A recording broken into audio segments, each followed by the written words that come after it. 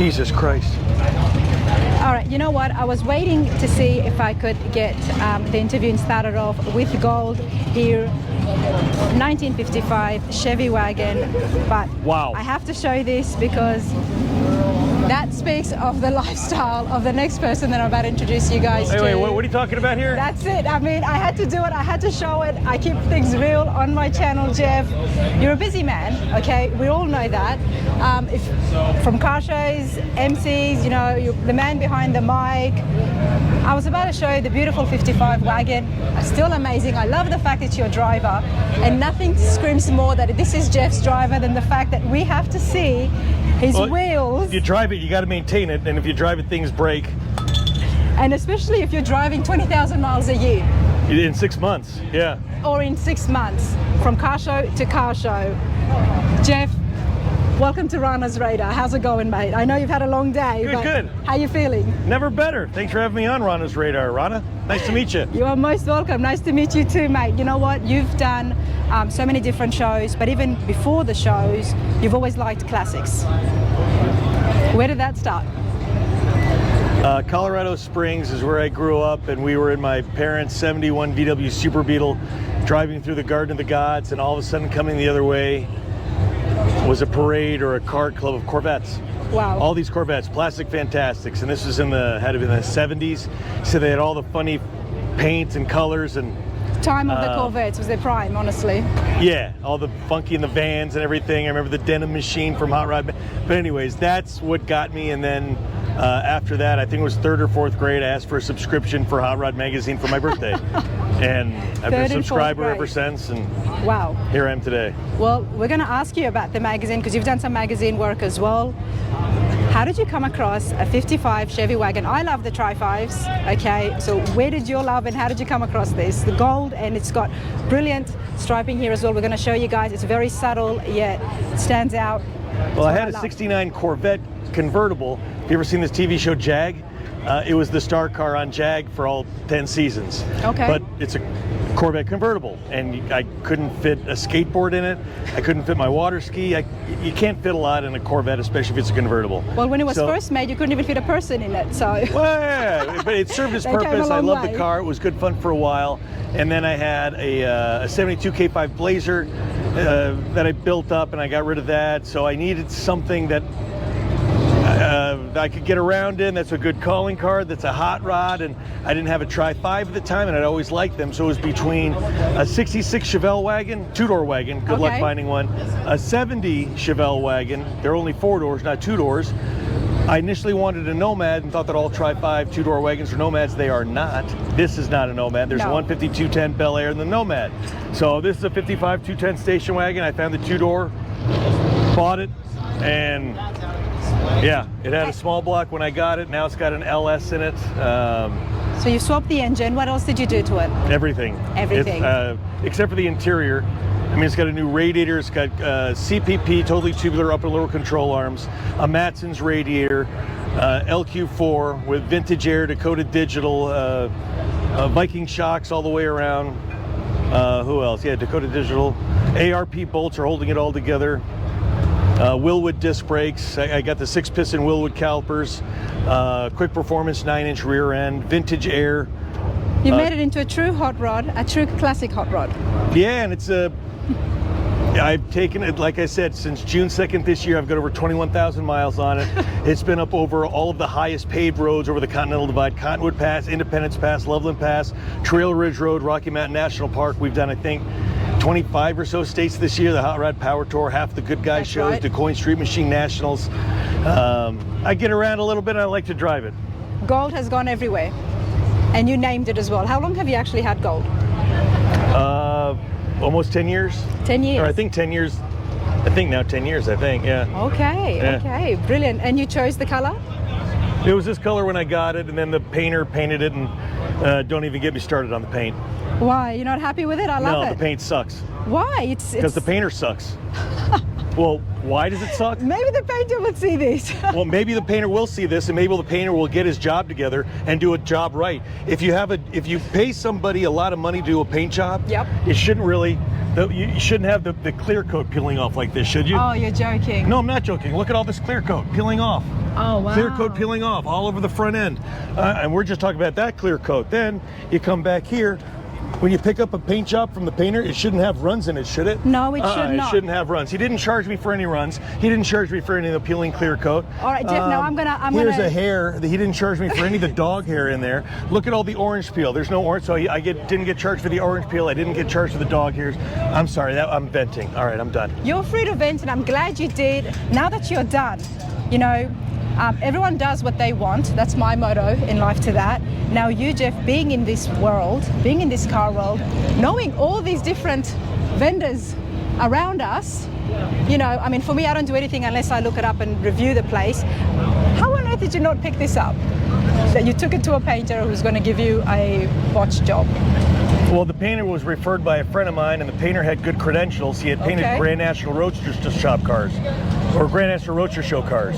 So he had a good pedigree, but now he doesn't care at all and kept on shaking me down for money and then delivering. So I picked up the car June 2nd. Right. I drive from LA to Pleasanton for the Good Guys spring get together.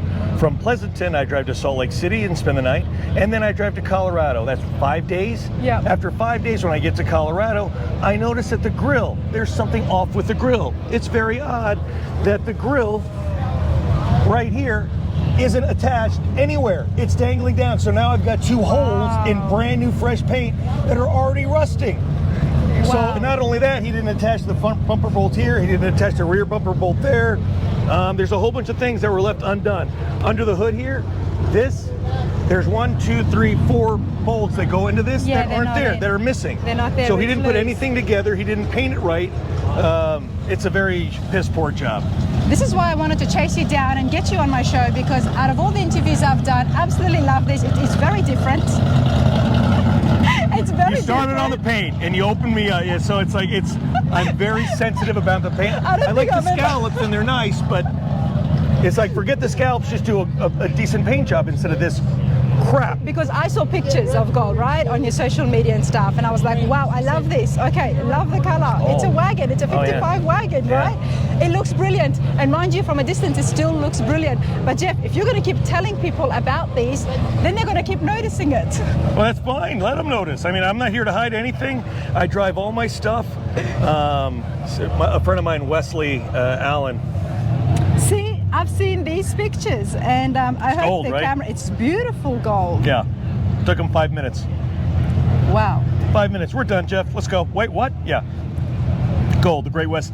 If you see the 75th anniversary Hot Rod magazine cover, Wesley shot that on Tuesday. He shot this on Wednesday. Wait, so this is your car here? Well, not here. It's at the beach. Okay. Huntington Beach. So that's your car, gold, at the beach. My car, Huntington Beach. And whose is this? This is mine. This is yours too. What do you mean two? It's the same car. You been drinking? I haven't been drinking, but I haven't been eating much either. And you've been working way too much. So explain to me, who did the paint job, or they took a picture of the car, of gold? Wesley Allen is the photographer, and the photographed Hot Rod magazine 75th anniversary cover on Tuesday. He took a picture of this on Wednesday. Looking like. We took that's what it looked like when he took a picture of it. But it looks great in the picture, doesn't it? Yeah. Hasn't been clean. It's the same damn car. That's what I mean. That's what it drew me to it. It's brilliant. You know what? Thank you. It's fine because it's still a classic. It gets you around, and you got to change the wheels every now and then, especially with the amount of miles. Just the brake pads. So, tell me about, you've done magazines as well. You are no shy to media. What's your background? What do you mean my background? Well, I've seen you doing some magazines. What do you mean? Well, we've seen you on some shows. Like what shows? I want you to tell us. Well, if you've seen me on shows, tell me which shows, and I'll tell you more about them. But I don't know. I can't be more specific unless you are. I don't want to get it wrong because I want you to tell us so you can say exactly. Well, I don't know where you want. I've been on a few TV shows. I've been on a few movies. Look, I don't know what you want to talk about. Wheel of Fortune as well. No, I've never been on Wheel of Fortune. Price is Right. Sorry, Price is Right. Yeah. That's what I mean, okay? It's all good. It's all good. I edited it anyway, it's my camera. Price is Right, okay? So, Price is Right, you've done a few other TV shows. How did you cross over to these car events? I've always been into cars, and a friend of mine, Clarence Barnes, called me a few years ago and asked me if I wanted to host the Hot Rod Power Tour, and I said, how much do I have to pay you? It's like, we'll pay you, you idiot. It's like, you're going to pay me to host the Hot Rod Power Tour. Where do I sign up? Yeah. So, been hosting that for a bunch of years now, and then through that, I met a bunch of these car people, and you get invited to different things, or you hear about different shows. And I don't know, a few years ago, Prestone was doing their 90th anniversary rally from Westworld and Scottsdale to the LA Auto Show, and they wanted 90 cars for the rally. Submit your car, da da da da. I submitted this thing, and I got picked. Showed up to Westworld early, and there's a yellow Camaro. The GoodGuys yellow Camaro that's on the... Anyways, the GoodGuys yellow Camaro, 69, completely done, Lingenfelter, DSE, all the stuff on it. And Ed was driving it, and I hooked up with Ed, and Ed and I drove back to LA. We made good time, and it gave me a lot of confidence in this thing. And then Ed asked me if I'd start doing the GoodGuys AutoCross, and I've been here ever since. So there you did go. that, Carcraft, C10 Nationals, and they can't get rid of you because your voice is so iconic. I mean, I love it because when we hear it on the speakers, no, it is. It goes so well with, especially on the autocross and the racing, and you do it really well. Thank you. It comes so naturally. I mean, there is no script. You know exactly what's going on, and you make jokes with it. So we have tech cards, so it's like I try to have as much fun as I can and make it fun for the competitors who have to listen to me all damn day, and then make it fun for the spectators who some of them may be new, some of them may not be new. So, have you ever lost your voice at the end of a show? Not lost it, but it's like now it'll get cracky later on. So I'll go back to the hotel, eat. I'll have 2 beers, and I don't. Once I'm done with you, I probably won't talk the rest of the night.